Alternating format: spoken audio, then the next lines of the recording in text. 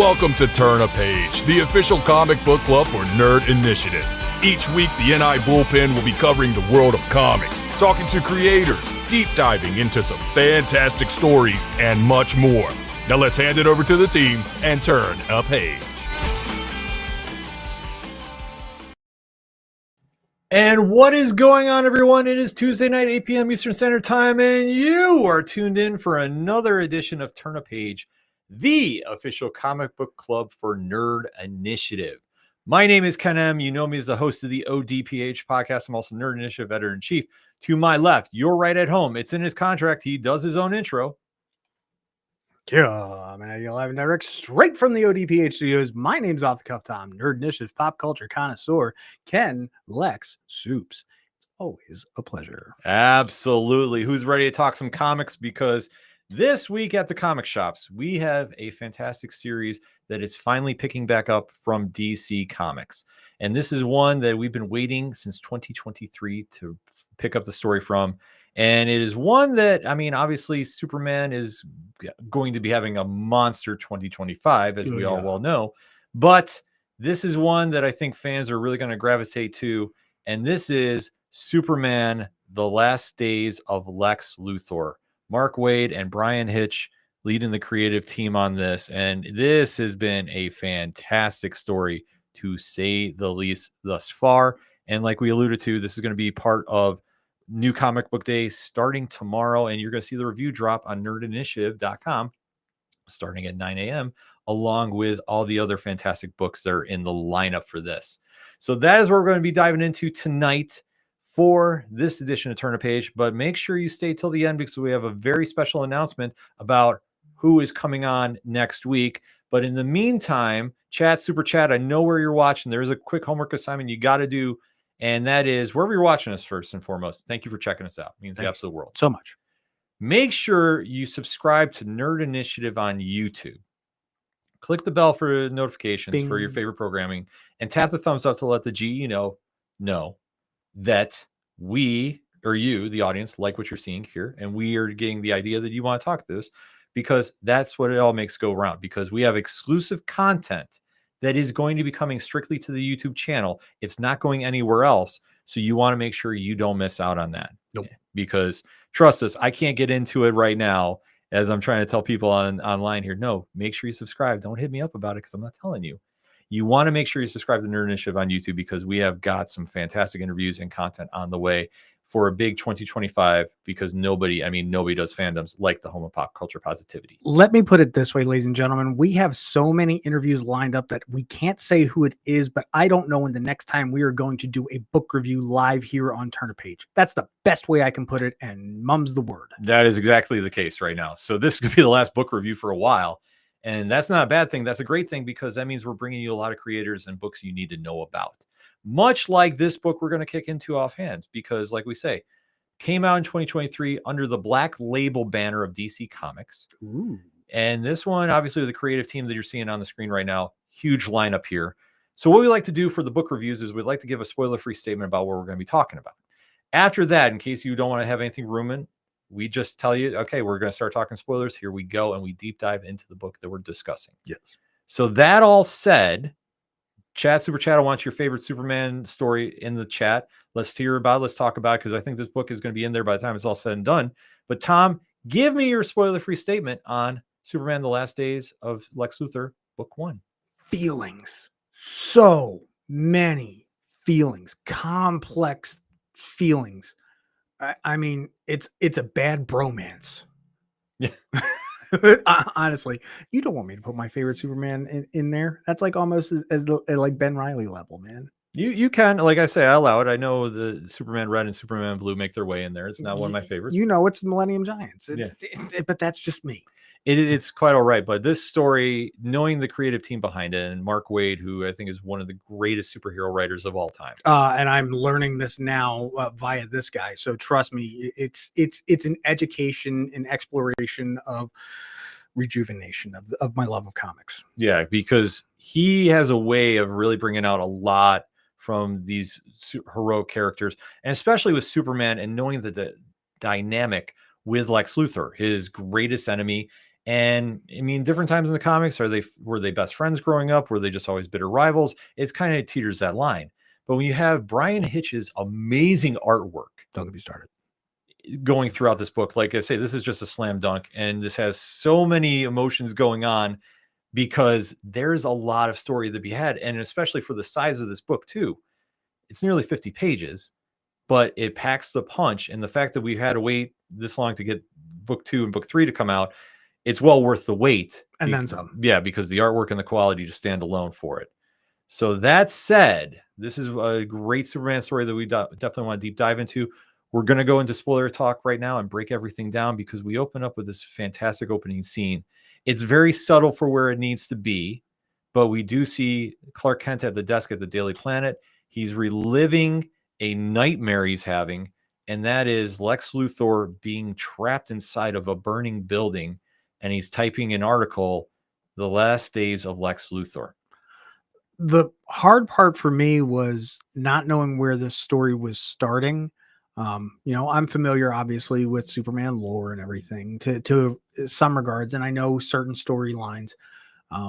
But I didn't, honest to goodness, I didn't recognize that as Kid Clark. Really? For half a second, because I was more, because the art is so good, I was more drawn into what is happening on the other side of the door versus who's on the outside. And then once I saw the two panels next to each other, I had that oh crap moment. We're starting here. Hold on to your butts. Yeah. Well, they waste no time about setting this up because when you're hearing The Last Days of Lex Luthor, it's like that's a lot going on, and especially with how Black Label does, because I mean now it's back to Vertigo, and like you have a whole mature reader's line, so to speak. So this is more of a heavier Superman story than some might think about, because as everything kicks off, we do see that there's a disturbance happening overseas, that a ship is in danger. We're seeing this monstrosity work its way through off the coast of Bangladesh, and it's causing a very big disturbance. So whatever it is, it's got the attention of the world. And a very familiar color scheme. Yes. So as we see this play out, you do see iconic glasses just sitting on a desk. And Kent? Yep. Kent? So when they're calling for Kent, you know that he is taken off to go assess what's going on. And then take a look at this art right here. You see just the detail that goes into this spider-like machine that's crushing the city. I would say crab. Yeah, I mean, crab would be a fair statement for it. Like I say, it's just a monster. It's big, destroying the huge city. mecha. You're seeing the details. You're seeing a little X-ray vision, if you will, go down to, and then you see in that panel in the bottom right, you see the sign of people with hope, and this is a tip-off, obviously, about who is there to save the day. Now, you're going to have a good laugh at my expense. So in between these two pages that Ken just had up, there's also two panels with a blue and red streak and then a red streak. Honestly, between the blue and red streak, the blue ice, and then the green X-ray vision, I didn't put them all together. They were all just Soup's powers. I honestly thought Flash, Superman, Green Lantern. Well, going into this series, if you're not well versed with Superman, and especially the lore that they're trying to capture, right, I could see where that would go. So I'm like I say, I'm not going to rip on you about that. Oh, but we can just still laugh. Oh, we can still laugh because I mean, obviously, you're thinking about something that's causing this much of a magnitude worldwide. Exactly. This might be a Justice League level event, so you can understand why. And then you start seeing the more deep dive about it because look at this artwork by Bryan Hitch. It's big. Yeah, just the detail going on. And as we're seeing this unfold, this becomes just an iconic moment because you see the hands are starting to rip apart the machine. And lo and behold, take a look at that full page splash. Now, just remember the machine itself, just like Superman's presence as a little kid, were lead lined. Yeah. So he couldn't know what was inside. So he just had to go full on and rip it open. And there's no cream center, ladies and gentlemen. It's a Lex Luthor. Yeah. And of course, in typical Superman fashion, of course. And Lex's response, "Hi, you got a minute?" I thought that was brilliant. And that line by Waid sets the tone for the book. It does. It really, really does. Like, we know how many iterations and how many different actors who have portrayed Lex over the years. Gene Hackman, God rest him, Clancy Brown, John Cryer, that other guy we don't talk about anymore. I don't know which voice I heard here, considering the context of everything that's going on. I don't think that there is a perfect actor to portray that, like we read Batman, we hear Kevin Conroy. Yeah. Some of us might hear Sam or Tim Daly when we're talking Superman. But this particular version of Lex, I'm not getting one Lex. I think this is so unique, a uniquely different version of Lex. I can't put my finger on who's the voice. Well, that's the one thing that I think they combined in a lot of elements like of the live action, because Lex at his core is an arrogant human being that feels that he is humanity's savior. Yep. That Superman is the true enemy and that he is here because he feels he's greater than everybody else. Oh, and then it's the narcissistic ego that drives him. That's his superpower. So to see this come to light, and especially in the moment that we start finding out about what he's doing, the fact that he's so calm and just gives that one liner of like, "Hi, you got a minute? What's up?" Like, it's cold. It's very poignant to what he wants to do. But like I say, it's just such a quick jab that you're like, wait a sec. Like, this is more calm. Like, he's not freaking out that Superman has stopped him, X, Y, and Z. So when you start seeing this unfold, it really captures everything going on too. And then you see Superman in action because he's starting to dive into what's going on. And he knows that obviously there's a lot more happening on this island and everybody's in danger. So he immediately jumps into action. And let's just say, you're going to hear this a lot all through the night. Bryan Hitch's artwork is just so next level on this. It really is. Capturing Superman, flying into action, making the save, calculating everything he needs to do to pull off the win. And then Lex is just sitting there and Superman's like, "Why are you doing this?" And Lex's response is, "I needed your attention." Even to the point where he's killed people to get to that point. Well, yeah, because he killed where he acquired the mech. Yeah. But luckily, this particular island country was saved. I love the fact that we did get a little like geology lesson and theoretical stuff. That was kind of fun. But yeah, it's just I had to do my job. There are so many other ways that Lex could have gotten in touch with Superman. Like, completely. Did he have to do this? Completely. No, he didn't have to do this. He didn't have to do this at all.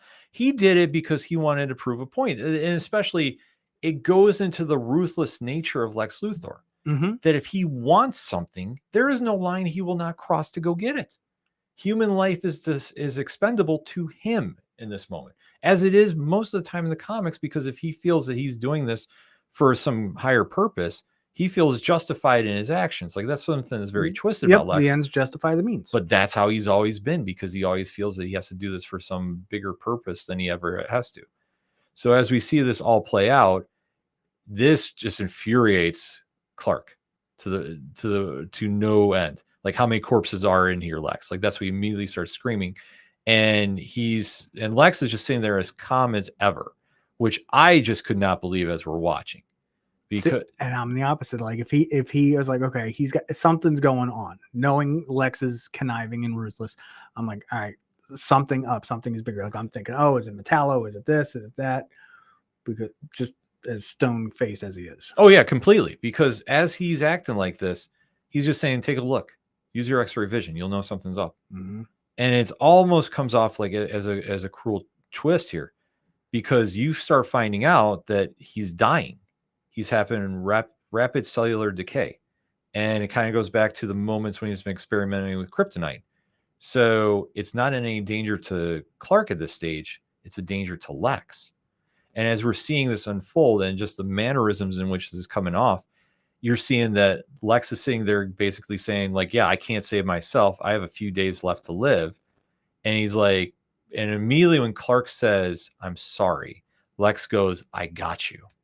Because right there is the Superman compassion. And that's what, and he literally says, "Superman won't let me die." And then we get this big splash page again too, which is just a perfect caption of what Superman and Lex have meant to each other throughout the time. And it's one that jumps off the page. And you started hearing Lex go into his monologue about basically why Superman is going to help him survive, and really playing up into the Boy Scouts ethics, because literally if Lex dies, Superman's greatest rogue is gone. And that goes for almost On any the world, yeah. I And mean, any DC character. I mean, your hero is only as good as your villain, and vice versa. right. But it also puts Superman in a moral dilemma Mm-hmm. because how many times has Lex tried killing him? At what lengths will he go to save him? And it now becomes the balance of a life. And this is where this becomes more mature in the sense for the Black Label, in my opinion. Super chat, please correct me if I'm wrong. This puts so much weight on Superman's conscience, he doesn't know what to do. Nope. Because he's not going to let anybody die. He never would. Never would. But he's also in a weird situation of he doesn't trust Lex as far as he could throw him. Rightfully so. And then some. So he is immediately sensing this is a trap. This is all bogus. And literally Lex is saying, no, there's nothing wrong with this. He's like, you can go take a look, do whatever you need to. And as Superman is doing the X-ray breakdown of him, he's noticing the blood vessels are larger. There's more stuff going on. He's like, you're telling the truth, but like, why do you need me here? And literally it comes down to Lex going, I need you. And the best part there is that third panel down on the left side there, where, Clark, Soups, whatever, mentions, hey, I know Lex so well after dealing with him. I can tell when he's lying. I can tell when he's telling the truth. Some of the best parts of this whole story were the inner monologues. And this is one of those prime examples. Oh, completely. So as we're seeing this, it really pushes on Superman's buttons that he's having to do this. And Superman does agree with this and literally says like, all right, if I do this, but if you double cross me, there's going to be hell to pay. And Lex is like, oh, I know. And I'll hold up to my end of the word, because while this is going on that right side of the page, Lex has been broadcasting the entire conversation to the world. So Superman has now basically outed himself as Lex's accomplice in this grand scheme of things.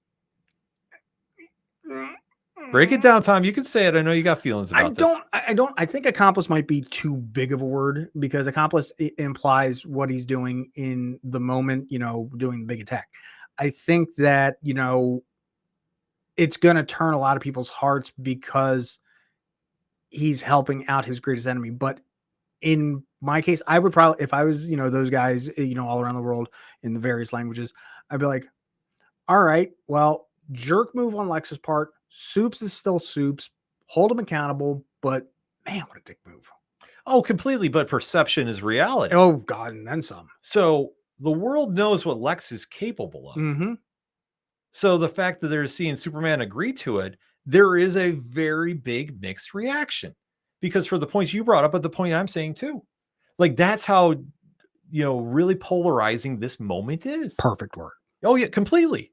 And that's what makes this story really kind of stand out, because now, by no fault of his own, Lex has to help him. Superman has to help Lex. And this does not go over well with the Daily Planet. The reactions here by Lois and Perry White and everybody else in the planet is like, you gotta be kidding me. Like, you would do this. And now this immediately causes a complete meltdown of media. And Lex literally is sitting there with such a smirk on his face and literally the line quoting, he's like, I couldn't resist just seeing the look on your face when the global reaction heard that you, to a world that loves you, that you're about to save the life of the most singularly despised supervillain. Oh, and the best part is, with his super hearing, he heard it all. Yeah. He heard it. He heard everyone, just the disgust and just sheer letdown of his actions. I mean, super chat, please correct me if I'm wrong. Like, this is what really makes it stand out, that Superman, by doing the right thing, has now become the wrong person. But he's not. But that's why But that's the whole thing, because it's all perception versus reality. Mm-hmm. Because what he's doing is very noble. He would do for anybody. Right. But because he does it for someone that is challenged and tried ruining humanity as many times as he has. Yep. This is now where things come into play and really pushes the envelope. I still love him, man. Oh, yeah. I mean, but it's just such a cool moment to see. And this is where the story kind of differs a little bit, because it starts tying in to their moments back in Smallville. So that is where this story really kind of has a little precedence with.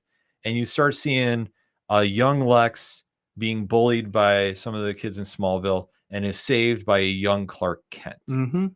And we start seeing from here that Lex is still not happy with this town, and he still feels that sense of entitlement that he's better than everybody. Even to the point he calls Smallville a village of cavemen. And Clark is in there his best, trying to calm him down, trying to let him go, and it's not working. And in these panels here, you're really seeing the emotion pour out of Lex's face, that he's just not happy. He's flipping out. It's taking it out on the town. You're seeing him argue, when he's trying to fix the tractor there, and it's coming back, and it's spiraling out of control.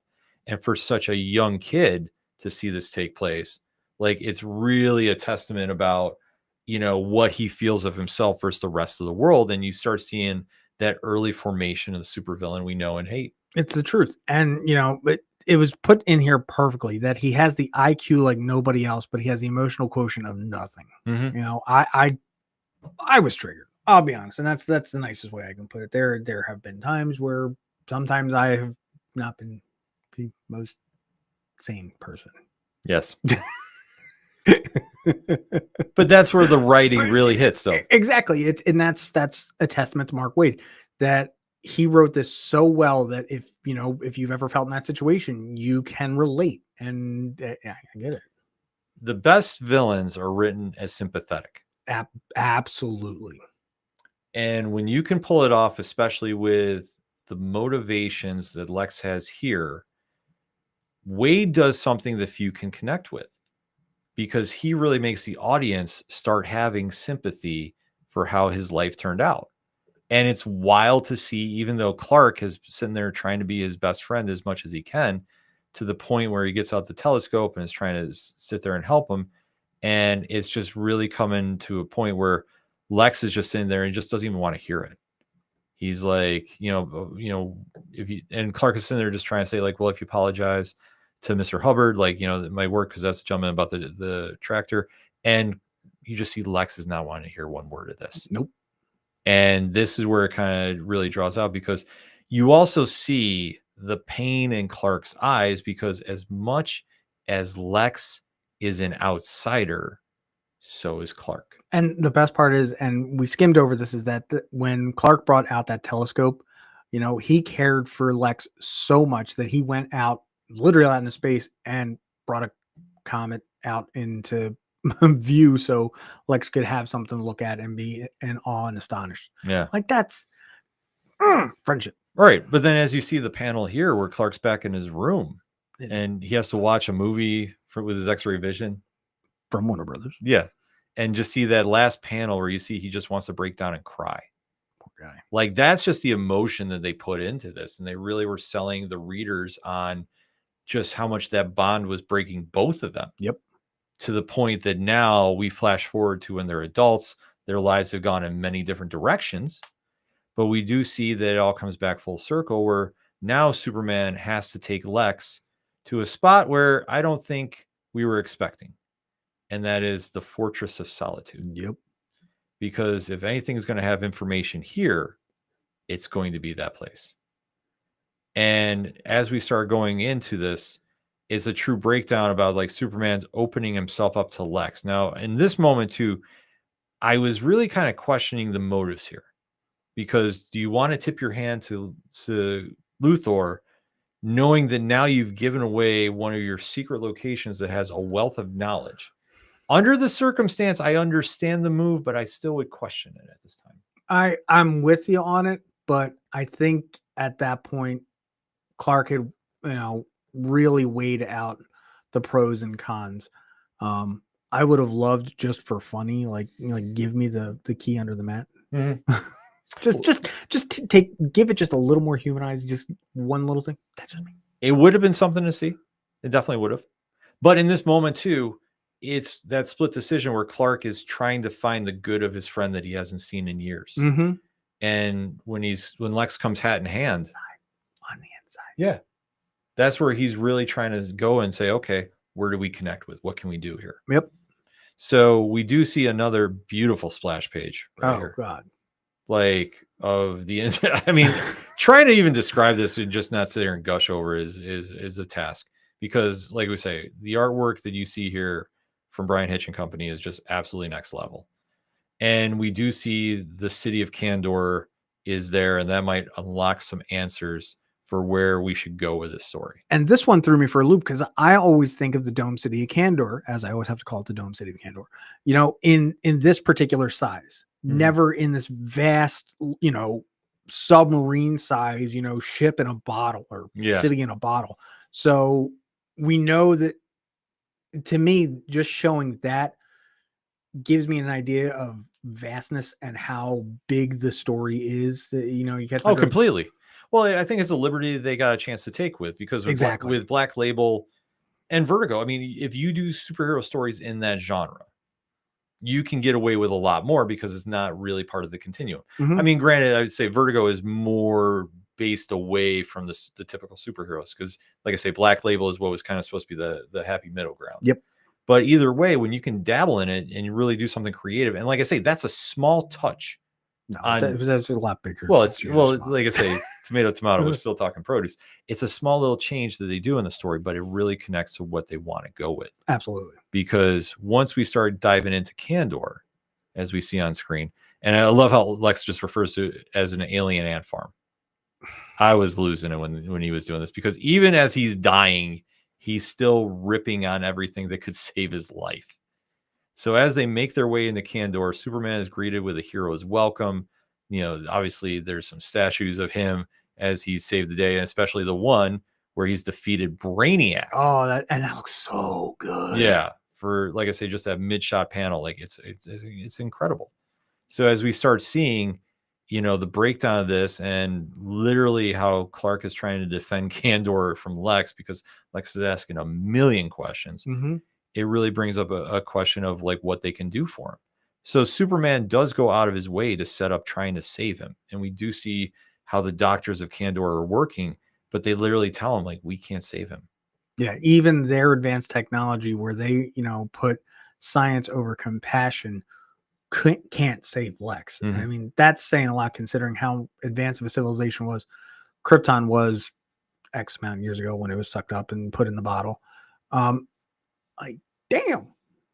Well, that's just what he's done. And they literally said the cure is worse than the disease. And that throws Lex for a loop, because he can't accept the fact that he is dying. He expects to survive this no matter what. And he's ripping on everything in front of him. And there's also another curve that Superman throws in, because he's like, I'll be the judge about doing this. He's like, we do have one other place we could try going, but I don't know if it's going to be worth it.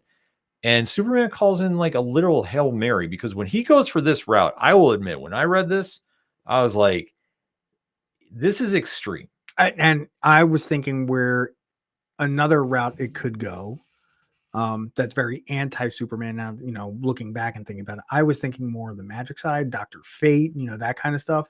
But seeing where we went into that particular zone. Well, the problem with it going here is I knew where they were going, because to go and get Dr. Fate at this stage, I thought would have been jumping the gun a bit. Okay. Because what they were trying to do at this point is keep this very Superman centric. Exactly. So to dabble in magic, like I said, it's a little too left. Right. Because he makes the call about trying to check the Phantom Zone. And I love the coloring here. Like I say, I really thought the team went out of their way to kind of really establish this mood too, and make this into something completely different. Yeah. And like I say, that whole vibe carried through, and definitely want to shout out Kevin Nolan and David Barron on this. Cause like I say, the work they did, just absolutely next level, because you see this dramatic change happen. This change is going down, and it really puts Lex in a position he's not comfortable in, because he's like, they're not communicating via talking. It's all telepathy, because there's no atmosphere. And Lex is getting exposed to this for the first time, even to the point he takes a punch to Superman to test this out. And it doesn't click to him why. Like I say, it's just crazy to see him do. And then you start seeing, as they're progressing through, that they're starting to see other prisoners happen here. And then they run into one of the biggest surprises, and this is how things got crazy. You think? General Zod appears. And the craziest thing is that, one thing a lot of people might not know about the Phantom Zone is that, it is your force of will, much like the Green Lantern, but also your brain power that makes you tangible. Yeah. So the fact that, you have one of the greatest minds, level 10 intellect, or level 12, is he? He's up there. Yeah.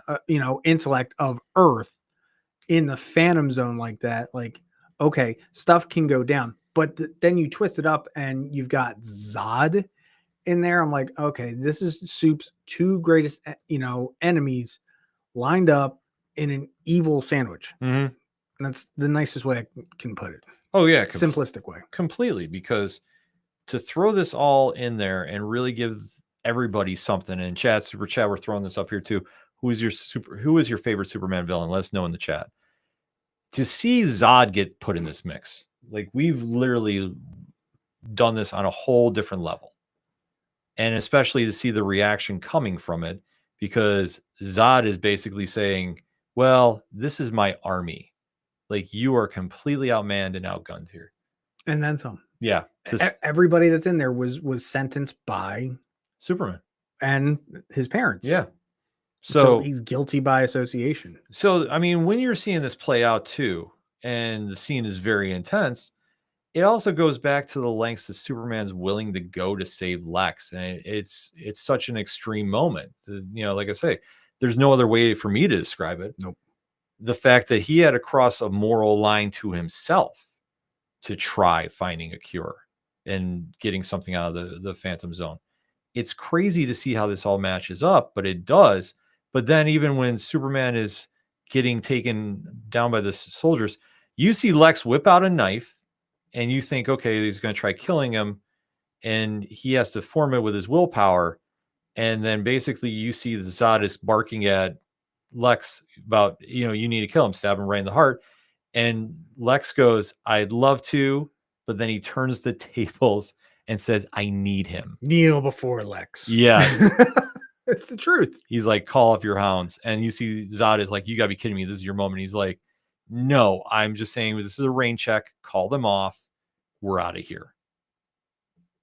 I thought that was brilliant. That was perfect. Well, it goes back to what Lex is willing to do. And like I say, he's not saying he's not going to do that. That's the end game for him. Mm-hmm. But he's like, I'm dying first. Yeah, let's put a pin in this. Yeah, I'll come back. Yeah, like put this on pause. Give me a rain check. I'm good. I'll come back. So they wind up now infuriating everybody in the Phantom Zone because this is not going to work. Nope. Yeah, obviously there's search here. And this is, when Lex is in there, and the entire time too that he's getting swung at by Zod, he is talking trash to him. As Lex would. And he even says the quote, he's like, I'm Lex freaking Luthor. I had the whole solid spirit thing mastered in the time it takes you to spell my name. Mic drop. Boom. Like, that is Lex 101 right there. To see that moment, I mean, like I say, the writing in this is so sharp. Yep. Because there is just that overbearing arrogance that you can't escape from. And you see Zod is like, you dare treat me as an equal, and then they kick him out of the Phantom Zone. So before they can even really kind of explore what they need to do.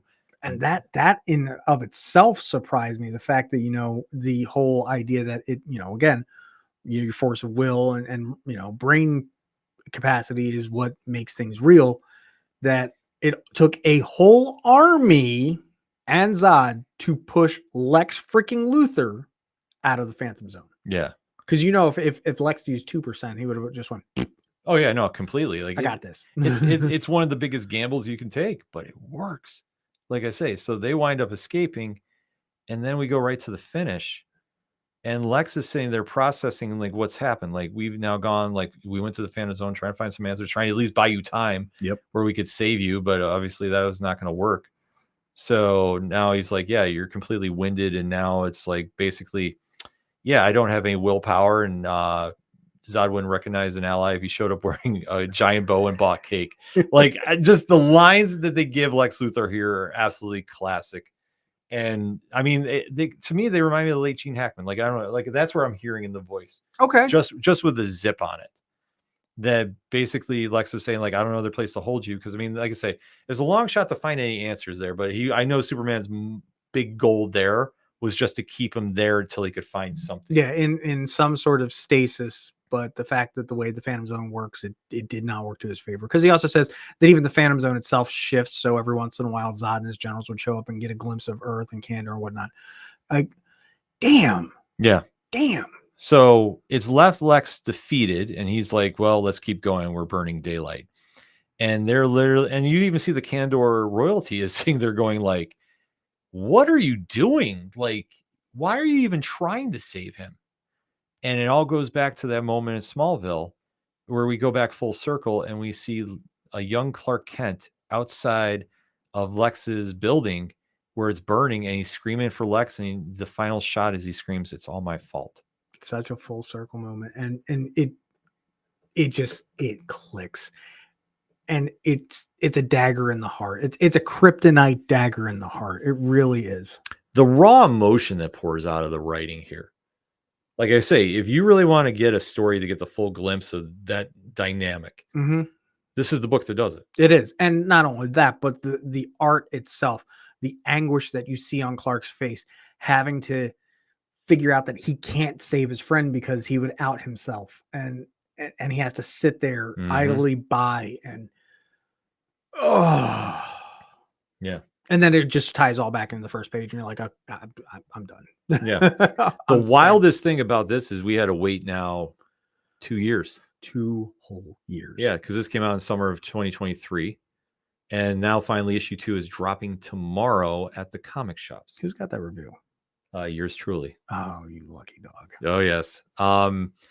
Which it just goes back to show about, like, if you're looking for a great Superman story, and especially one that has a bit of an edge to it, and to the lengths that this really kind of gives you, the end all be all, just breakdown of Superman and Lex, and just where both are willing to go for their causes. Okay. So let's theorize. You've read the book. All right. Where do you think some people could go from this point? I can't say without spoiling anything. It's that darn good. Yeah. I don't even want to try tipping off anything. Fine. Yeah. Trust me, I will talk after the review drops tomorrow on Nerd Initiative social media. Hit me up at ODPH Podcast. I will talk. We're going to talk after we get off the air. Yeah. But in the meantime, though, we broke down this book, sung the praises of Mark Waid, Bryan Hitch, and the team. As we always do, we like to keep it fair and square. Was there anything about this book you didn't like, or you thought like maybe missed the mark? Like I said, the only little thing I would have liked is the key under the mat, but that's just me wanting to have a little bit of fun with it. I don't think anything took away from this book at all. I don't think that there was anything wrong with the story, wrong with the art. It was big enough. It had so much emotion. I have one hell of a score for it. Fair enough. That's the best I can put it. Yeah, this one is damn near perfect. Damn near. I mean, I think if I have to get really nitpicky, the Phantom Zone scene.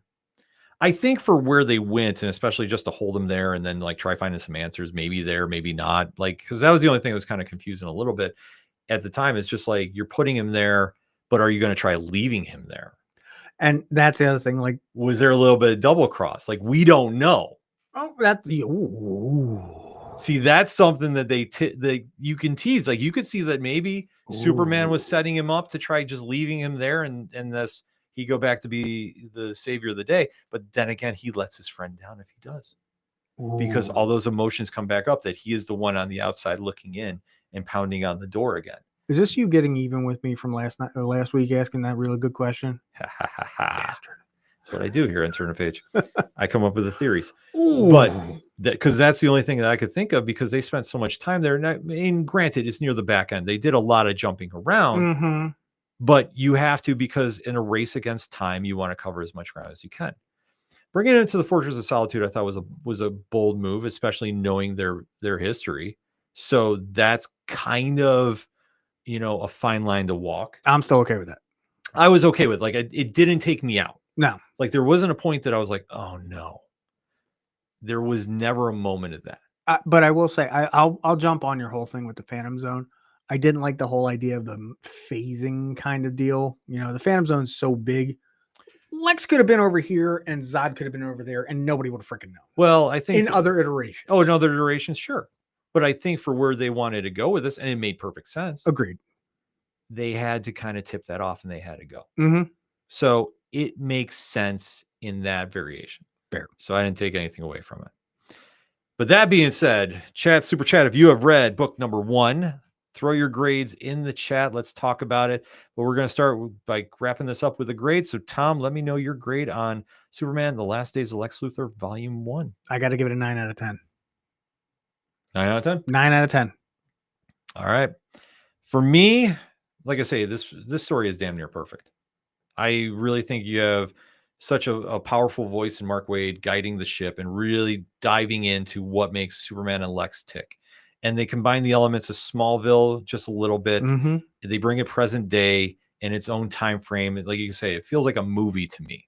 And that's where I was kind of getting the vibe from it, because you had the real super villain-esque Lex, not the real cold businessman, so to speak, that we see in different iterations. No. Like this one was a touch campy when it needed to be. Agreed. And I think when you can pull this off, especially when you have Bryan Hitch and the art team absolutely bringing out the boldest of images from the page every time. And like I say, we could just gush about the artwork all night. And then some. You really have a great start to a story. And for where they leave it off, it all goes back full circle about where the friends have been, where their journey has taken them, how they've now come back, and now how they walk the same path. Because is this a matter of saving Lex's life or saving Superman's moral code? That's the question that we're left with as readers. Yeah. And the fact that we had to wait 2 years for this was huge, but it was well worth the wait. This is an easy 9.5 out of 10 for me. I don't have to wait 2 years. I'm going to wait till tomorrow. No, tomorrow at the comic shops, it is dropping. And if you like what we talked about tonight, I feel that you will really like what you see tomorrow. Justin, put this in my box. Yeah, this is going to be one. If you haven't read this, don't wait till the trade paperback. Go get it. It's literally it's a fantastic superhero story, but especially if you're a Superman fan, this is a can't miss. Like I say, pick up issue number 1 and then go find issue number 2 tomorrow at the comic shops. So before we get out of here, we do have an announcement, and I'm going to let Tom go because he alluded to we have exclusive content coming to YouTube. That's right. And you also tipped off something as well that we were talking off air when we're looking at the schedule for Turn a Page. I know, it was kind of funny the way I did it. It's because, ladies and gentlemen, you want to make sure that you are secured. You want to make sure that you are grounded to the earth, right? Because this is going to be red hot like fire. It is going to blow you over like wind. And honestly, it's going to be so hot, you're going to need to douse yourself with water because it is going to hit you in the heartstrings like nobody's business. Next week, right here on Turn a Page, we're going to have David Pepos on here, and we are talking about the return of Captain Planet from Dynamite Comics. I cannot tell you how excited I am. Pepos is writing an amazing version of Space Ghost that is like nothing you've ever read. And for him to be able to get his hands on a brand new series, nostalgic series for a lot of us, I'm on. Seriously, Gaia, thank God. Yeah, we're super excited to have David come back on the show, talking a little Captain Planet, talk some Space Ghost, Cable loving Chrome. I mean, he's out there right now putting out some of the best comics you can go pick up at the shop. We're fortunate enough to have him come back on the show, talk some shop with us. We can't wait because he is going to be kicking off a very long stretch of interviews here on Turn a Page. Mm-hmm. And if you want to find out about that, well, the only place you can do that is if you subscribe to Nerd Initiative on YouTube. And make sure you have that thumbs up tapped. You make sure that you have those bell notifications going off, because trust us, you don't want to miss what we have going into the summer of 2025. Because if you thought last year was something here at Nerd Initiative, we're about to completely shatter that and then some, because 2025 is literally going to be the year of pop culture positivity. Rest assured. Absolutely. That's my mom in the chat. Yes. Hi. I saw she popped up here. Hey, Mom. So definitely make sure you tune in next week. But obviously, hit us up on social media, because when we're kicking off Turn a Page, that means only one thing, and that means New Comic Book Day comes out tomorrow. How many we got? I believe 35 as last I counted. I think we have up to 40 slated. So if you want the best reviews from Marvel, DC, Boom, Image, Skybound, Mad Cave, Oni Press, nobody, and I mean nobody, does New Comic Book Day reviews like Nerd Initiative, starting at 9 a.m. until we get done giving you the picks of the week that you need to have in your comic book collection. Trust us, you're going to have this week was literally one of the hardest lineups to stack for the first 4 that we have ever done at Turn a Page and Nerd Initiative. That's why I'm just glad I stay in my little wheelhouse in the back, just do my videos. You guys can handle that first 4. It's an insane week, but it's one that when you leave the comic shops, get on social media, hit us up on nerdinitiative.com. Let us know your picks. Let us know what you thought of the books, because there's so much great stuff coming out that you don't want to miss. And then, like we say, you want to make sure you subscribe to Nerd Initiative on YouTube, because with Play for Keeps going on right now, and obviously Wrestling Night Live on Thursday nights, and more programming possibly coming on the way. I don't know. You have to stay tuned for that. You don't want to miss what we have coming here at Nerd Initiative. So that all said, Tom, we have to say goodbye to everybody for now. Thank you so much for checking out the show this week and supporting us here on Turn a Page. And we'll end it like we always do. When you're at the comic shop and you have a great issue in your hands, such as Superman, The Last Days of Lex Luthor, Book 1 from DC Comics, and you're seeing somebody struggling to find something, hands off to them. Tell them Turn a Page. We'll see you next week. I'm out.